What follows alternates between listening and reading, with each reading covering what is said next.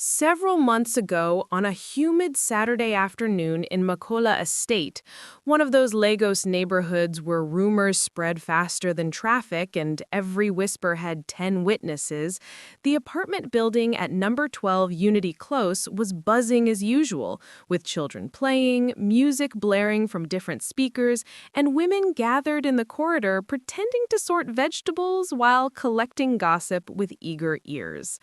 That was the same afternoon when the new bride from Ibadan arrived with her husband, Chidi, carrying 3 suitcases and 1 plastic kettle.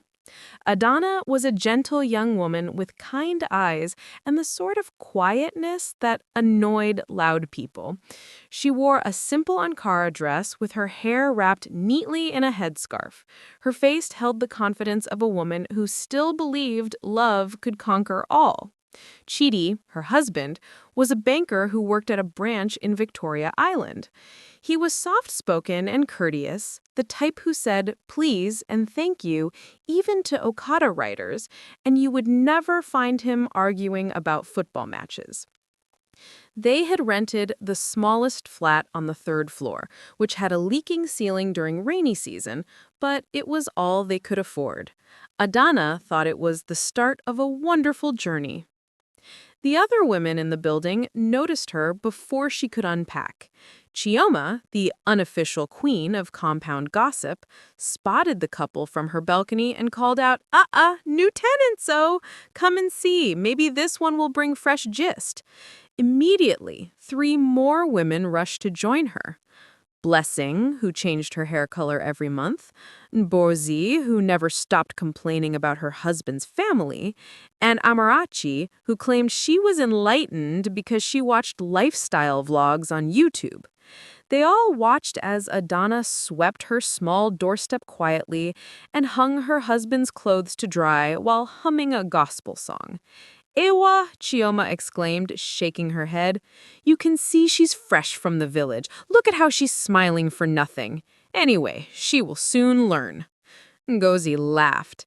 These new wives always start like this. Give her small time. After one quarrel, she will stop singing those church songs. Amarachi added, Can you see how she's ironing his shirt like a house girl? In this Lagos, my sister, I can never stress myself like that for any man. The women erupted in laughter so loud that Adana looked up and smiled politely, greeting them. Good afternoon, aunties. Afternoon-o, Chioma replied with sarcasm dripping from her voice. Welcome to our building, dear. We are all very friendly here. You will enjoy it. Well, friendly was definitely not the accurate word, but Adana didn't know that yet. She thanked them warmly and returned to arranging her new home, sweeping as if she could clean away all worries. Later that evening, as she prepared jollof rice on her small gas cooker, the women came to visit. They sat in a row outside her door like a panel of judges. So, my dear, where are you coming from? Blessing asked. Ibadan, Adana replied with a bright smile. My husband and I just married last month. We are grateful for this home. The women exchanged knowing glances. You mean you're still thanking God for this building? Ngozi said with mock surprise. Wait until you meet the landlord on payment day. You will thank God with different mouth. Everyone laughed. Chioma leaned forward. And what does your fine husband do, sister? He works in a bank, Adana said proudly. He's in the operations department at a bank in Victoria Island. Banker? Amarachi exclaimed. We have big Madame Hero. Banker means money now, so you people must be eating well, Abi? Adana smiled shyly. We're managing. Managing? Ngozi scoffed. My dear, don't let this man deceive you, oh. When he brings salary, hide small. These men, you cannot trust them at all. Chioma nodded with authority. Let me tell you, we women here, we have survived plenty wahala. These Lagos men will sweet-mouth you in the morning and send money to their side chicks in the evening. You must learn to be sharp. Keep your own money separate. If he gives you 50,000 naira, tell him it was 35,000 naira. Keep 15,000 for yourself. That one, we call it wife insurance. Adonis stared at them confused. But if he trusts me with 50,000 naira, why should I lie about it? The women froze for a moment, then burst into mocking laughter. Amarachi clapped her hands. Do you people hear this one? We have a saint in Makola Estate, Sister Mary herself. Wait until she sees lipstick on his collar, then she'll stop this righteous talk. Adana's cheeks flushed. But my husband is not that type of person, she said softly. Chioma chuckled darkly. All men are that type, my dear. The only difference is timing. They laughed again, sipping their soft drinks like they were holding microphones at a comedy show. Adana smiled weakly and continued stirring her pot, pretending their words didn't sting. She didn't appreciate their conversation, but she didn't want to create enemies on her first day either. When she served dinner that night, her husband said, "The building seems very lively." Adana giggled nervously. "Yes, maybe too lively. The women talk plenty." Chidi laughed. "You'll adjust. Just be yourself." "I will," Adana said, though deep down she wondered. However, by the second week, the building women had made it their mission to train her. They advised her not to cook expensive meals regularly, because men get too comfortable when well-fed. They told her to always check his phone for security purposes. They insisted she should never be too obedient or her husband would take her for granted. Adana politely declined each time, saying, "No, thank you. I believe marriage needs trust to survive." But that only made them laugh harder. Soon they nicknamed her Sister Righteous. When she passed by, they would announce loudly, "Look, Sister Righteous is coming. Maybe she'll preach to us today." And when she greeted them, they would respond sweetly with mockery hiding in their smiles. One afternoon, as she mopped the corridor, Ngozi said, loud enough for everyone to hear, "These days, a wife must be cunning. If my husband drops money by mistake, I call it divine provision. Finders keepers, losers weepers." The corridor erupted in laughter. Adana smiled, shook her head, and kept cleaning. Inside her heart, she told herself they were probably just joking, and perhaps one day they would understand that honesty wasn't weakness.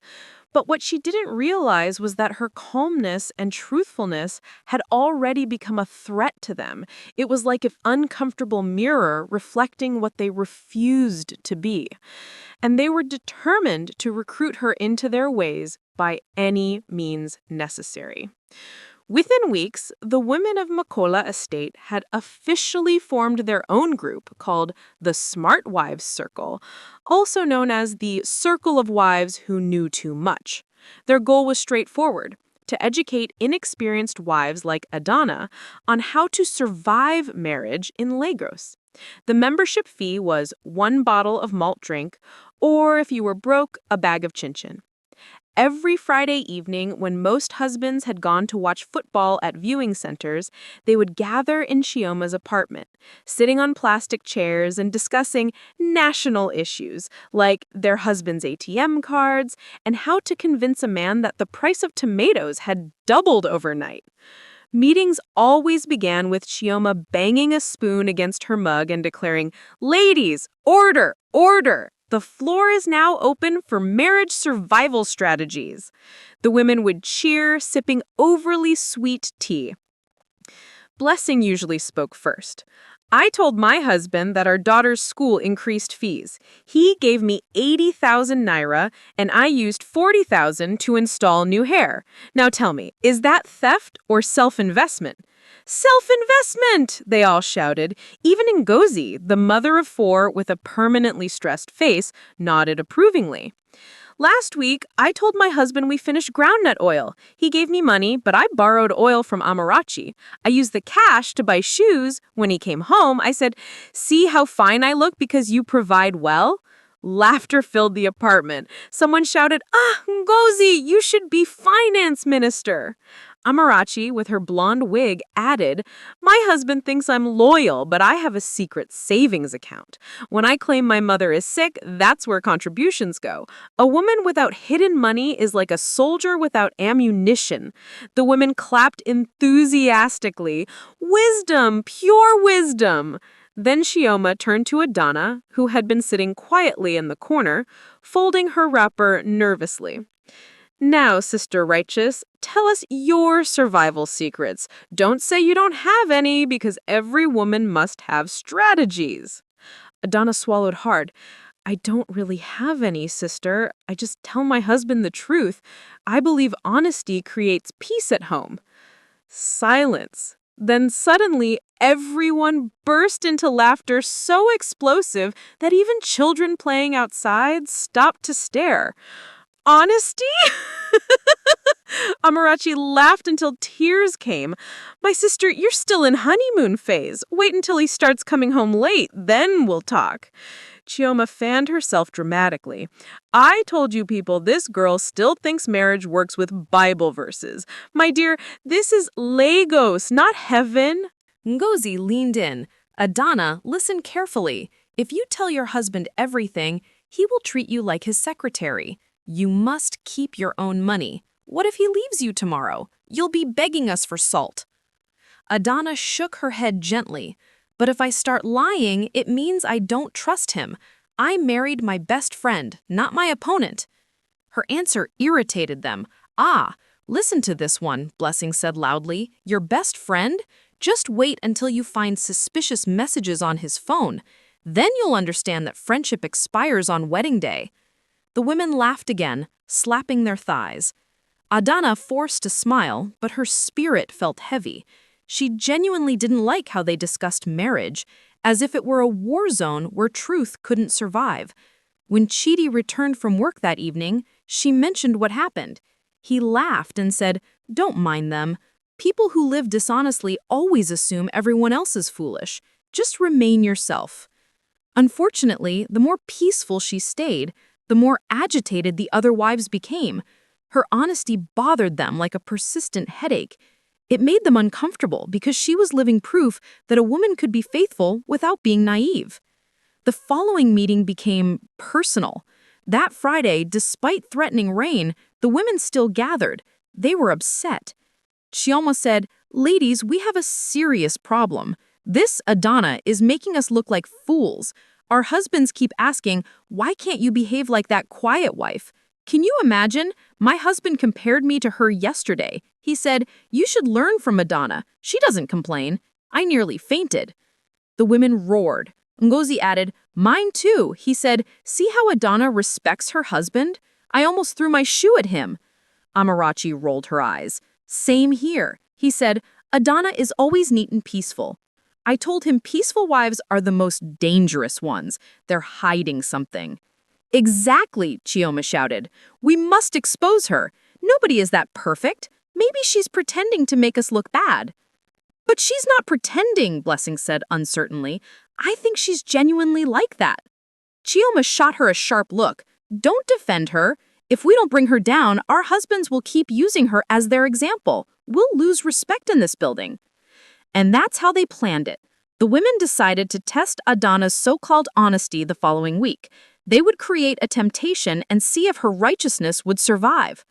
"Let's give her a situation where honesty will cost her dearly," Ngozi said wickedly. "Then we'll see if she'll still act holy." Amarachi clapped. "Yes, if she fails, we'll broadcast it. If she passes, well, we'll still find something to say."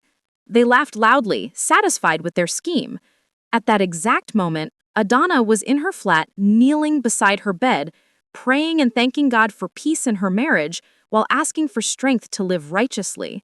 She had no idea that on the other side of the wall, 4 women were plotting to test the very thing she treasured most. By Sunday afternoon, their plan was perfected.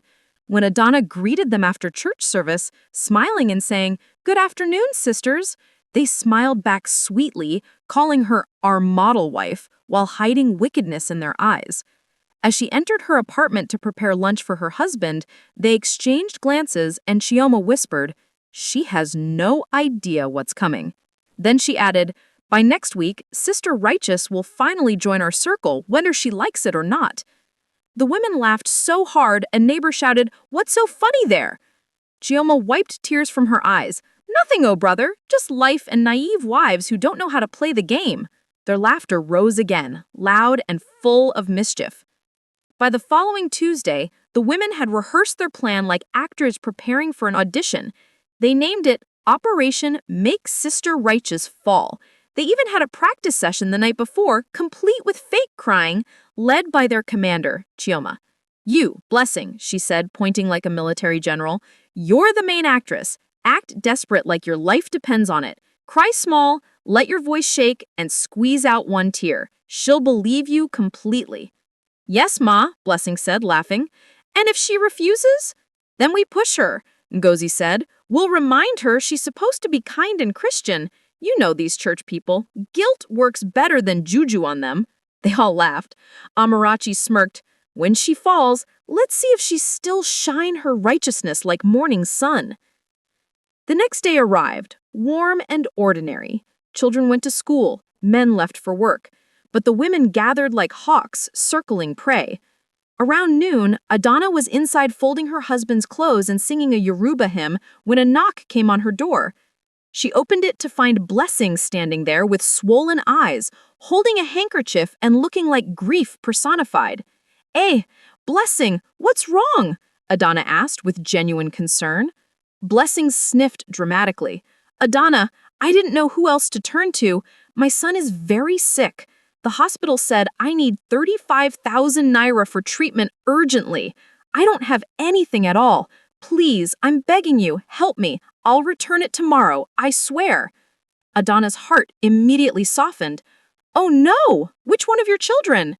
"It's Emeka," she said quickly, wiping fake tears.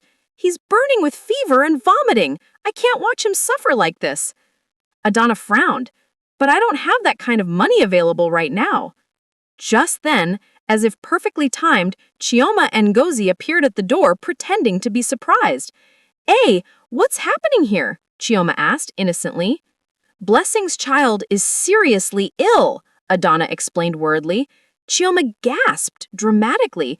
"God forbid! But Adana, you have money now. I saw that envelope your husband gave you to keep safe. Surely you can help her with small from it. It's for a sick child. You can replace it before he even notices." Adana froze. "That money doesn't belong to us. It's company money. My husband said I must guard it until next Monday." But you're already guarding it well now," Ngozi said with deceptive laughter. "It's not like you're stealing. You're just helping a dying child. Even God will understand this kind of emergency." Adana looked torn. Her heart wanted to help desperately. Her conscience screamed warnings. But their eyes were fixed on her and their voices were soft and manipulative. "Please, Adana," Blessing pleaded. "My child could die. They said if we don't pay today, they won't treat him." That word, die, broke her resolve. She sighed deeply, went inside, unlocked her drawer, and carefully counted out 35,000 naira from the envelope. "I'm trusting you, Blessing. Please return it before Monday morning. I cannot afford problems." "I swear on my mother's grave," Blessing said solemnly, grabbing the money.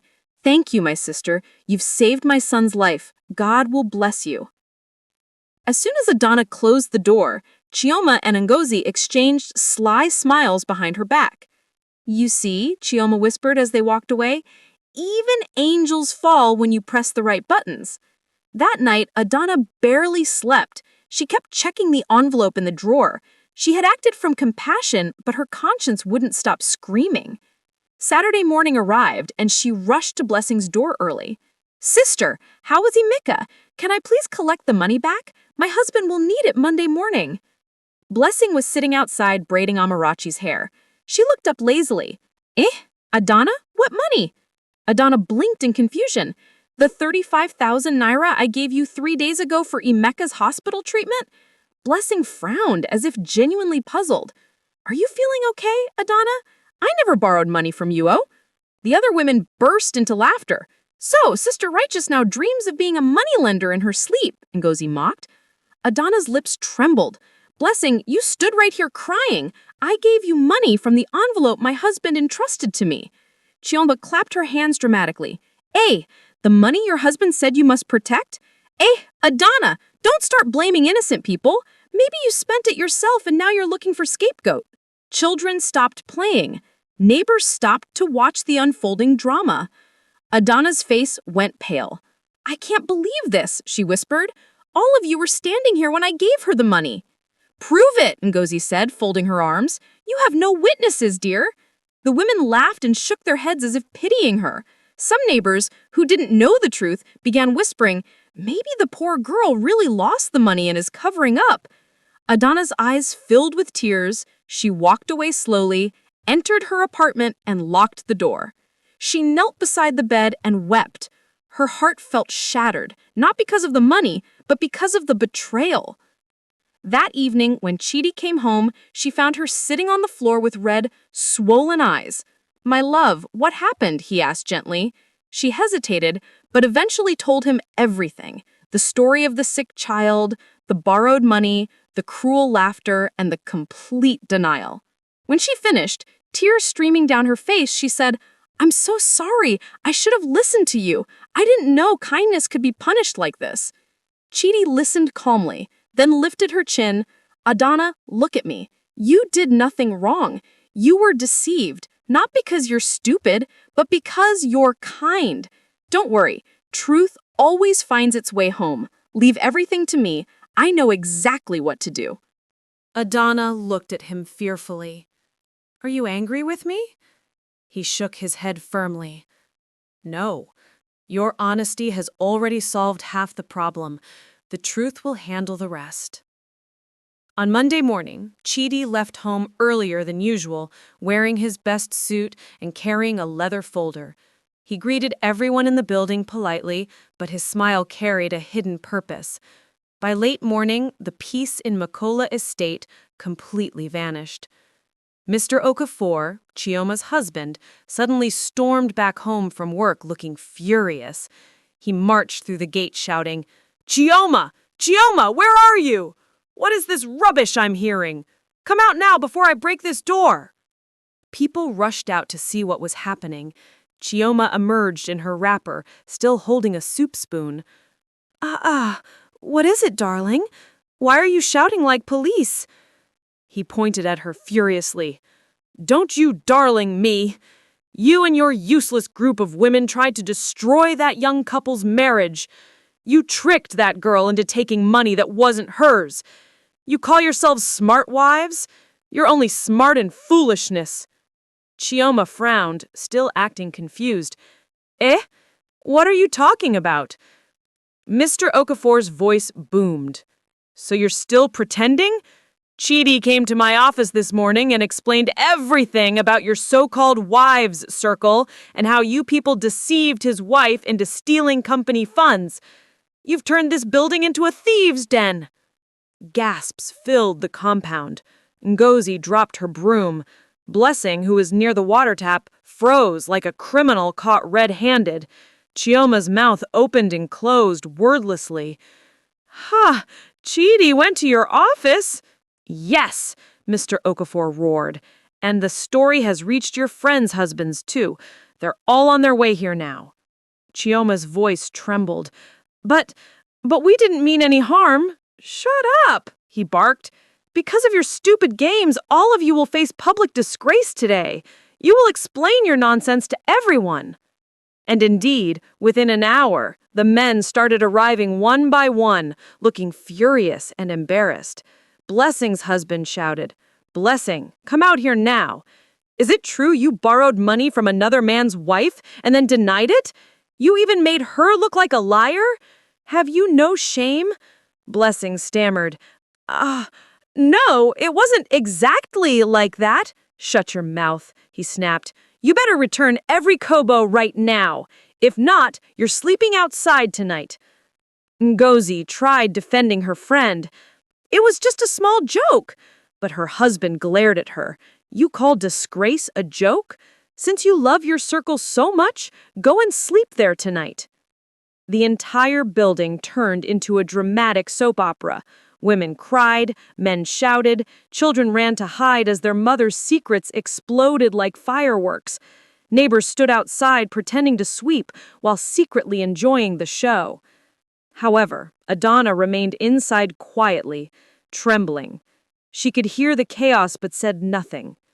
When Chidi returned that evening, she looked at him with guilt. "It's all my fault. Maybe I should have stayed silent. Chidi smiled and shook his head. No, my love. You did what was right. You spoke the truth, and truth is never responsible for the chaos that follows it. Outside, the building still vibrated with drama. Chioma's husband had locked her out, shouting, "You think you're clever? Go and live with your smart wives circle." She banged on the door helplessly, muttering, "All this because of that naive girl. This is Chidi's fault. That man is too proud. He should have settled this quietly." But her husband snapped back. "Are you mad? You made his wife look like a criminal publicly, and now you expect quiet settlement? If she were my wife, I would have moved out of this building immediately to protect her from wolves like you. You and your useless group have disgraced every woman here." That night, while the rest of the building lay in chaos, Adana and Chidi sat on their small balcony sharing roasted plantain. She looked at him and said quietly, "It's ironic. I was the one everyone mocked for being honest, and now I realize honesty is the only thing that saved me." He smiled warmly. "You see, my love? Lies create noise, but truth sleeps peacefully." Adana laughed, rested her head on his shoulder, and said, "Maybe that's why the whole building can't sleep tonight." The story of Sister Righteous and the Smart Wives Circle traveled across Lagos faster than Danfo buses in rush hour. From the market to churches, people discussed the quiet wife who had been ridiculed for her honesty, but whose truth had scattered an entire gang of deceitful wives. Some said she was lucky, others said she was wise. Then on a Wednesday afternoon, something extraordinary happened. A sleek black company SUV parked in front of the building. The door opened, and a distinguished-looking man in an expensive suit carrying a briefcase stepped out. He walked with authority. His shoes were too polished for Makola dust. Children ran to peek through the gate. Someone guessed maybe the landlord sent a lawyer to evict the troublemakers. But when the man asked, "Is this where Mr. Chidio Kunkwo lives?" everyone froze. Chioma emerged nervously from her apartment. Yes, he lives on the third floor. What is the matter, sir?" The man smiled professionally. "I am Mr. Adelke, Regional Director of First Trust Bank. I came to see him and his wife." Within seconds, the entire building transformed. Nkosi started sweeping frantically as if cleanliness could erase her shame. Chioma shouted at her children, "Stop making noise there!" Even Amarachidi, who had refused to acknowledge Adana for days, quickly volunteered to show the visitor to the right door. She knocked sweetly. "Chidi, your important visitor is Hero." Chidi stepped out, looking surprised, followed by Adana, who appeared nervous. "Good afternoon, sir," Chidi said respectfully. "Please come inside." Mr. Adelke smiled warmly. "No, I'll speak here, so everyone can witness this." That caught everyone's attention. Heads popped out of every window. Children stopped playing. The wives emerged silently, pretending to sort vegetables, but actually listening with maximum concentration. The director cleared his throat and began. "Mr. Chidi, when you reported what happened, the bank decided to investigate thoroughly because it's not every day we find an employee's wife who chooses integrity over convenience. Your wife's actions protected the bank's funds, and that level of honesty must be celebrated." He turned to Adana. "Madam, on behalf of First Trust Bank, I want to personally thank you for your honesty. We are promoting your husband to branch operations manager, and the bank will relocate both of you to a fully furnished duplex in Lekki, rent-free for 3 years. We need families like yours, families that demonstrate what true integrity means." The building gasped collectively. Someone dropped a pot. Ngozi nearly collapsed. Adana's eyes widened in disbelief. "Sir, I don't know what to say." "You don't need to say much," the director said kindly. "Your actions already spoke volumes." He shook her hand and gave her an envelope. Inside is a personal gift from the bank's management. For you specifically, not your husband. Use it however you wish. You've earned it. As the black SUV drove away, the building erupted. People who once mocked her were now praising her blessings. Even children sang, "Sister Righteous, #1 wife." Chidi looked at his wife with immense pride. "You see, my love, truth may walk slowly, but it never gets lost." Chioma approached awkwardly.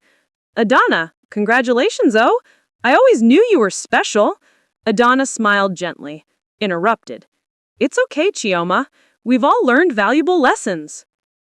That evening, as they packed their belongings and prepared for their new life, the building gathered quietly to watch. Ngozi whispered to Blessing, "Imagine, all this because she refused to lie." Blessing sighed deeply. "Sometimes we think we're being clever, but we're actually digging graves for ourselves."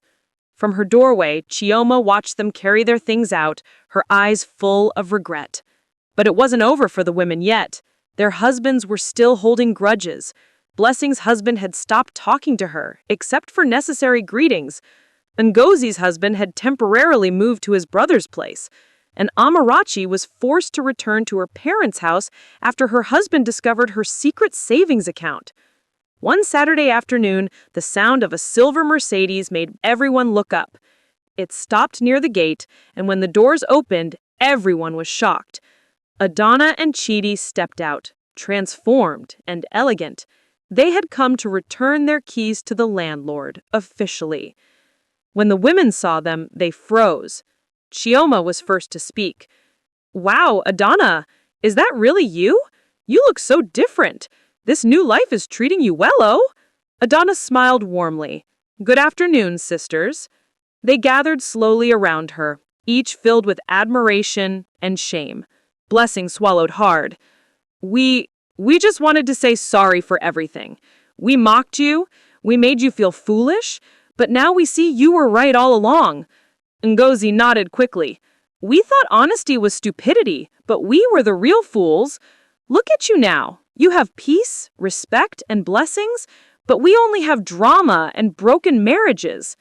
Even Chioma. Adana sighed deeply. "I forgave you all long ago. You didn't hurt me as much as you hurt yourselves." You see, when you build with lies, the structure looks shiny temporarily, but one small wind can collapse everything.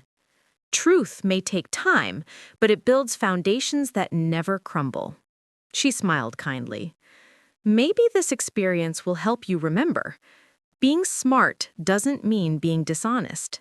It means doing the right thing even when everyone else mocks you." The women nodded silently, tears in their eyes. From that day forward, whenever a new wife moved into Makola estate, Chioma herself would say, "My sister, please be like that Adana woman. Don't follow gossip."